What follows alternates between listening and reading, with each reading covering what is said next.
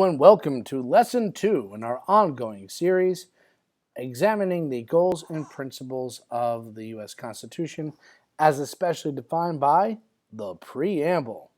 Speaking of that Preamble, in our last lesson, we talked about how the Preamble is like America's to-do list. And unlike the to-do list that I make every day, grade papers, make sure that you get this paperwork done, so on and so forth. It's not that kind of thing. It's not one where you can check off and say, it's done. Rather, America's to-do list is more like a bucket list. It's ongoing. It's not something that you can ever check off and say, hey, I'm finished. I'm done. Hey, we established justice today. The court system worked. We're done. Doesn't work that way. So keep in mind that these are ongoing goals that sometimes we do better, sometimes we do worse, but we're always striving to try to achieve them. Let's look at these goals, shall we? So, for this lesson, we're going to look at two of the goals. First, a more perfect lesson. We're going to be working at how the words "we the people," the first three words of the Constitution, work to establish that the United States is a democracy. That's a government of us, by us, and for us. That we are the boss. Secondly, by the time that this lesson is done, I want you to be able to describe the varied ways that the United States is a union of many different parts. Going back into our last unit, looking at the ideas of America, that we are one out of many, e pluribus unum. So let's look at our first part, and that's those words, we the people of the United States. This shows that the Constitution belongs to us. These three words, we the people, shows almost a certificate of ownership, that we the people own this nation, that we the people are allowing this government to exist, to do certain things, to accomplish certain goals. When you think of the Declaration of Independence, which we learned about last year, and Thomas Jefferson arguing that government comes by the consent of the governed, that we the people give the permission for a government to exist, and that governments work to protect our rights. This is kind of a reaffirmation of the ideas of the Declaration of Independence. We the people allow the government to exist. This government will work for us.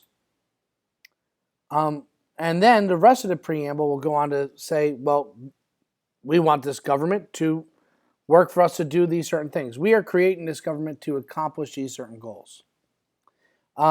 Those words, we the people, show that we, the people, are the boss, that the government works for us, that ultimately we are the ones in charge of it.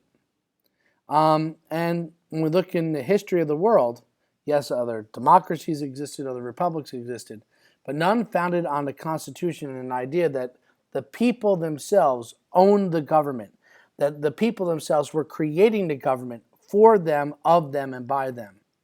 And this will set forth a precedent for many other democracies and republics throughout human history, will model our Constitution and those words, we the people, quite a bit. So this leads us to question number 2. And in your own words, I want you to describe for me why you think the framers chose to begin the Constitution with the words, we, the people, ellipsis.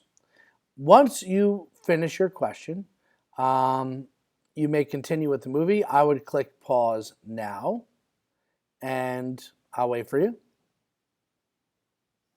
Hopefully you finished writing out your question and you're ready to move on to look at our next part of the preamble, and that is the words, in order to form a more perfect union.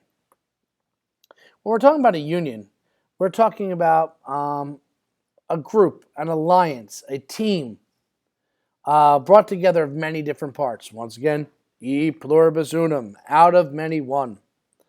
An alliance of many different people, different organizations, all brought together for a common purpose. So the most obvious form of union is that we're a union of states.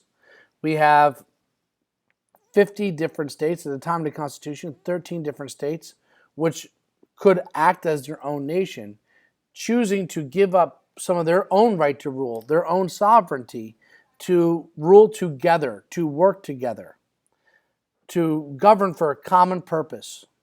That, once again, out of many, they are now one country.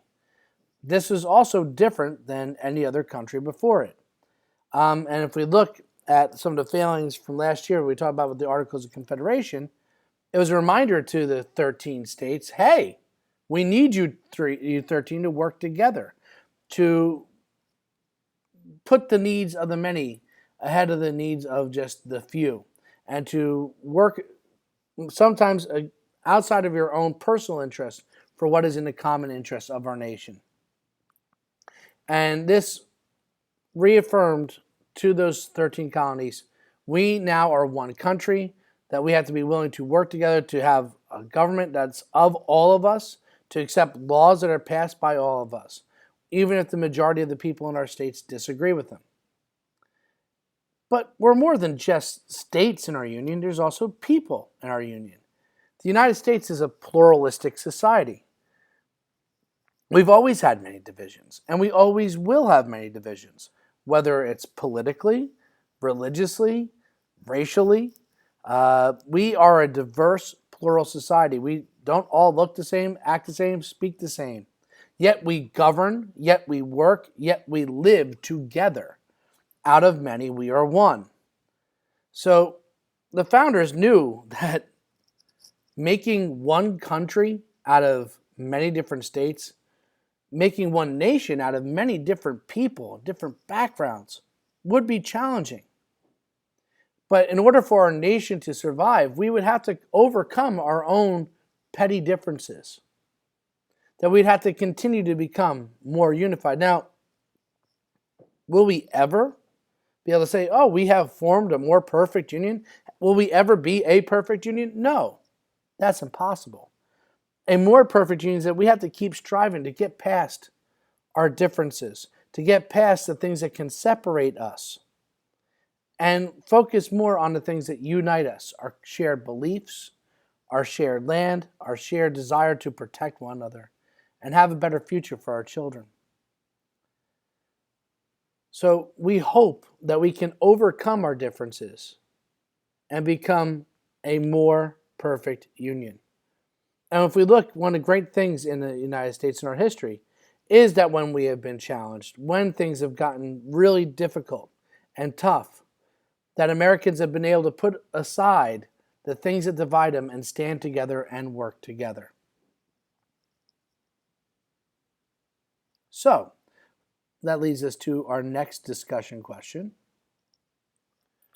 I would like you to try to think of some of the divisions that exist in the United States today. We talked about some of the geographic divisions, and I talked about some of the possible cultural divisions. So I want you to come up with one possible geographic division, one possible cultural division, and what are some ways that we as a society can work together to bridge these differences and to be a more perfect union. When you're all finished with that, that will be the conclusion of lesson number 2. Thanks for watching. Good luck with your questions, and be sure to watch lesson 3 when you're done. Thank you.